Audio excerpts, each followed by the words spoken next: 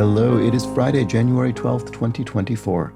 I'm Chris Remo, and welcome back to the New York Times Crossword Daily Solve. It is a Friday puzzle, which means it's time for the first of two themeless crosswords for the week. Might be a misdirecting and punny crossword. That's often what happens on Friday. And this potentially misdirecting and punny edition of the Daily Solve has been brought to us by Casey Brandt, Michael, Aaron Spiller, and as always, the indomitable Showmaster. So thank you so much to the four of them. They are, of course, benefactors of the Daily Solve Patreon campaign, which means they bring us this series.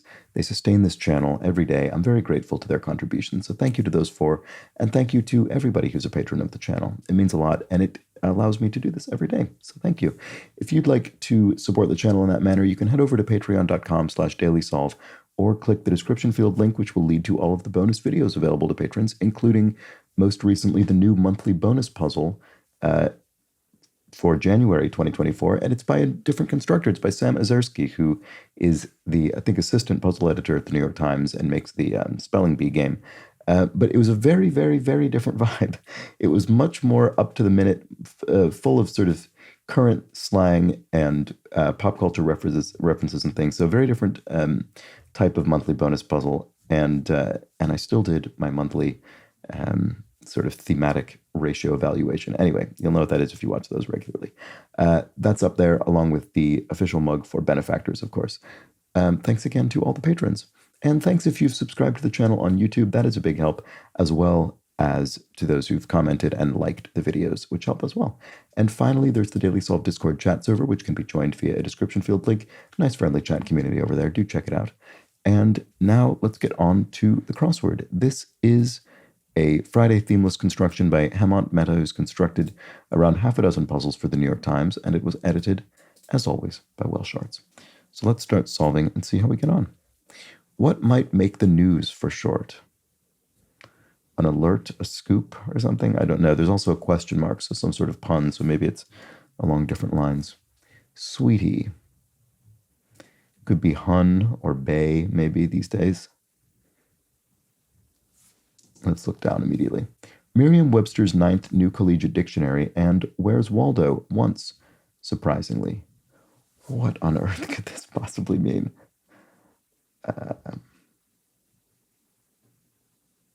Out of print or something? That would be, I suppose, surprising.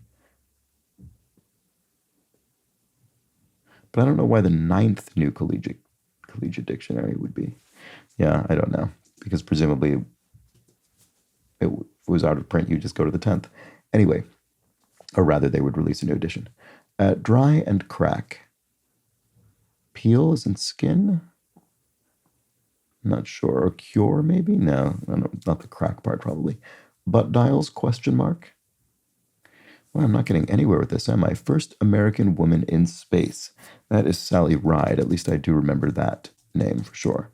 Response to an approaching embarrassment. Response to an approaching embarrassment. Oh, cringe, maybe? You could have a cringe on your face because you can just tell something's coming. So what about this? Like some speculation, idle speculation, like idle gossip, maybe? I'm not 100% confident, but let's try it and see. Pressure source. I'm not sure. Chicago's blank planetarium. Adlai, I don't know. The problem is I don't know if idle is correct. Cause of some buyer's remorse. I'm not sure about that either. Maybe I'll delete this until I have a better idea. Temper, quaintly. So this could be temper as in, well, it could be temper as in anger, or it could be temper as in to sort of moderate your anger, to temper your anger. So it could be sort of either of those. Or it could just be a mood. It need not be anger specifically. Not sure, though. Okay, rough patch, enliven with pep up, maybe? Kitchen quantity. Survivor climax. If you have never, believe it or not, I've never seen an episode of Survivor, I don't think, but I am aware that they vote people off the island. That's that, right? So vote is probably the climax. And then master stroke. Not sure. But this might help with this. What might make the news for short? Could be TV something. TV rep. I don't know. Kitchen quantity. Oh, tablespoon, I would think. There we go. So then butt dials. What is going on with this? It's punny. There's a question mark. What is that getting at? Oh, booty calls, maybe? Right, because your butt is your booty. There we go. I think that's probably the punny answer to that one. So then let's see if that helps me with the crosses. Master stroke. Oh, a coup. It was a total coup. A master stroke. There we go. I think that's correct. Arson investigating organization. I don't know.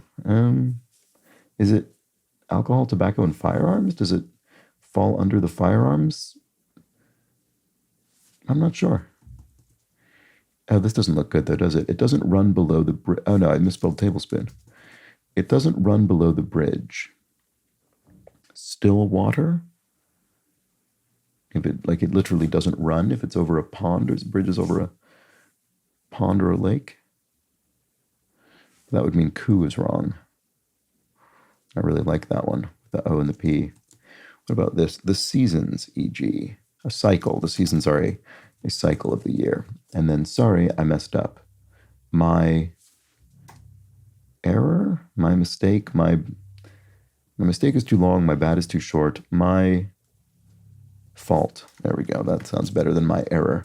Oh, stuffy, it doesn't run below the bridge. Oh, the bridge of your nose. Wow, that's another clever one. A stuffy nose. Right, there we go. It's not running, it's stuffed up. Okay, this must be ATF. I didn't know that. So, TV cam, a TV camera. Okay, yeah, that literally makes the news. And then for short, because we're abbreviating television camera to TV cam. Okay, not sure what this is. Ingredient in some soaps could be aloe, the official medicinal plant of the New York Times crossword. I've had it a couple of times recently after a bit of a dry spell, I think. Highways could be L's maybe, as in, for instance, elevated railways, often in the New York Times crossword clued by reference to their presence in Chicago. Sweetie is Bay, it looks like. And then, right, was a Webster Dictionary and Where's Waldo banned at one point? It's bizarre if so. It's hard to imagine what else this would be. I'll have to look up the reasons for why. It is indeed surprising, as the clue indicates. Oh, and a rough patch is acne, so on your face, for instance. Okay, this must be banned. That's fascinating. Governance could be rule. The society, for instance. Overly coddled. Not sure.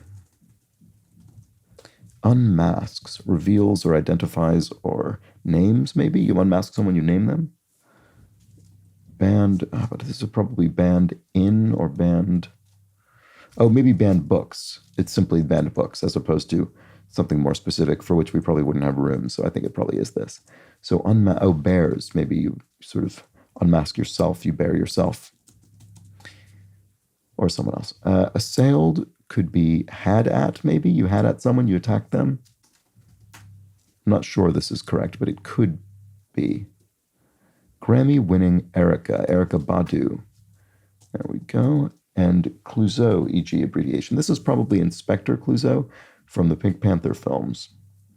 Clouseau played by Peter Sellers. So is it INSP? Is that the abbreviation for Inspector? Mole Training Group, FBI, but they suppose would train moles in the sense of kind of infiltrators into an organization or something. Bridgerton actor Roger Blank Page. Not sure, don't recognize the name. I have not actually seen Bridgerton. What about this one? Think pieces. Not sure. And here we have made big changes. One shook things up. There we go. That's what it is. All right, these are looked at. Okay. I think I skipped some acrosses without intending to. Oh, here's one. British sausage is bangers. So that's simply the phrase used to refer to sausage here in the UK, or sausages. And then preps for surgery. Why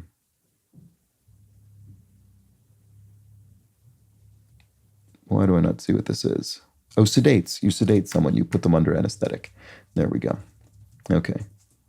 Temper quaintly. I'm still not seeing it.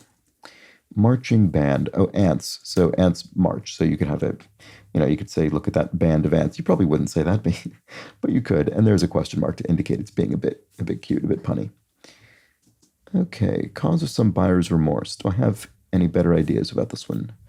Not just yet. Chicago. Oh, Adler maybe planetarium? Not Adlai, but Adler. Dry and crack. Oh, chap, as in your lips could dry and crack and chap. And then this does look like Adler. I'm going to try it and see if it helps. Like some speculation. Okay, idle speculation, as I suspected before. And then pressure source. Oh, your peers, peer pressure. So, right. Your peers might pressure you to do something. And then temper, quaintly. Danger? Is that a quaint term for temper? Oh, no. Dander. Yes. Okay, dander. I do recognize that to indicate someone being a bit worked up. Okay, there we go. That sounds better. Because cause of some buyer's remorse is a hidden... Well, I don't know. I'm sure it's hidden something. Hidden... Well, I don't know. Okay, well, that was a surprise. I thought that was going to come together quickly. What about this? Overly coddled. Maybe this isn't had at. Ran at, maybe, assailed? Oh, it is. Well, at least this is an R, because overly coddled could be spoiled rotten. So like a grandchild or something could be spoiled rotten by a grandparent. Johnson, who directed Glass Onion. This was the sequel to Knives Out, and is the director Rian Johnson. Pair of percussion pieces, a hi-hat, so sort of two paired cymbals that are used in a drum kit. I don't kiss and tell, I blank and brag, baby. Austin Powers, I don't remember this line, but it must be I shag and brag, baby, from one of the Austin Powers films. Here we have of a feather, could be akin, so birds of a feather, people who are akin to one another, are friends or have something in common. Long-nosed swimmer, pike, so the fish, long-nosed fish. And then A-list guest to a host. A gem? Or I don't think that's right. They've really thrown down the gauntlet. Oh, it's on now. Oh, I see. This is a get. You could say, oh, they're a real get, a real A-list celebrity has shown up. Okay, so there we go. And what have we not yet read? We have not read this. Essential framework. Modus? I don't think that's right. Focus? I don't think is right either. What about this? We've got some we haven't looked at this yet. Covered expenses. Borne costs? Or if one covered expenses, one bore the... Oh, I see. I thought this was a noun, as in expenses that are covered, but it's not. It's a verb in the sense of I covered expenses. I bore the cost. There we go. Okay, essential framework. What is this? Still not sure. Here we have ice cream shop purchase is a scoop, maybe? But no, bore the cost is definitely right, or at least bore the is. Ice cream shop purchase. Yeah, I'm not sure. Futura, for one, that is a font that I do recognize. I've used that font plenty of times in the past. So then what is this? What's the ice cream shop purchase? Frost? I don't know why I can't see this. Sorry about that. Eclipse could be to overshadow or to block out or... Oh, this is a float, as in an ice cream float, like a root beer float or something.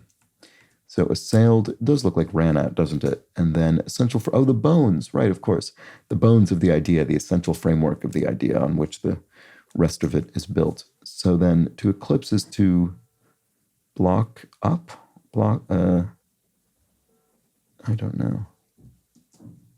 Figures. Figures that are best kept low in brief. Estimates? As in a price estimate? I don't know. Woman in my dreams, in song. Not sure. Early American fur tycoon. Not sure about that either. Boone? I don't know. Figures. Okay, I'm not getting anywhere. What can I do here? Figures that are best kept low. Serenade. to regale or to sing to someone is to serenade them. One who puts one past you. One who puts one past you. An acer, as in they put a tennis serve past you? I think that's probably right. Easily shareable download, a PDF, portable document format. I mean, the portable bit is supposed to mean it's, can be opened anywhere. With an appropriate reader, I suppose. But what does that mean anyway? Does it mean that it's sort of operating system independent or something? I don't know. Anyway, I guess it's that it's sort of it's a bundled up document. It's not editable. It's sort of completely complete. So all you need is a simple reader. Zip. And then like mischief makers. Tribe related to the Missouri. Could be the Oto. Let's try it and see. One welcoming with open arms, a hugger, there we go. And to zip, what is this? I mean, it could be zip meaning nil or zero. Could be zip meaning to dart around. It could be zip meaning zip something up. I don't know why I can't see it. Oh, tang maybe? Could you say that? Like a flavor? I don't know. Oh, Astor, early American fur tycoon. I did know that that was sort of the kind of early source of wealth of the Astor family. There we go. So figures, amounts as in numbers. There we go. Mazda model is a Mazda Miata. I heard an interview with the director Michael Mann, who released the film Ferrari recently, which I enjoyed. And there was one incredibly shocking car accident scene, and he was saying they destroyed, I think, about 5 or 6 Mazda Miatas, hurling them through the air to get it to do what they wanted in filming that scene, which was astonishing because I just would have assumed they did it all with computers. Anyway, sexy growl could be a rar. There we go. I wonder how many times this has appeared in the crossword before. I bet not many. Sleep on it, a cot. You could sleep on a cot. 2 for He, for helium abbreviation. That would be its atomic number over in the noble gases. And then eclipse. Oh, to blot out, as in to blot out the sun. There we go. Right. I never went back to that. Okay. Like mischief makers. Oh, they're up to no good. There we go. And a film industry nickname. Oh, Tinseltown. Right. Okay. I thought this was going to be a nickname for somebody in the film industry, but no, it isn't. It's a nickname for the film industry itself. Tinseltown, Hollywood. All right. Woman in My Dreams. And so it must be Irene. I can't think what song that is, but it must be it. Figures that are best kept low and brief. Oh, is it ERAs, which I think stands for Earned Run Average? In baseball, I don't actually know what that is. Is it? Here, I'm going to take a guess. We'll see how close I am.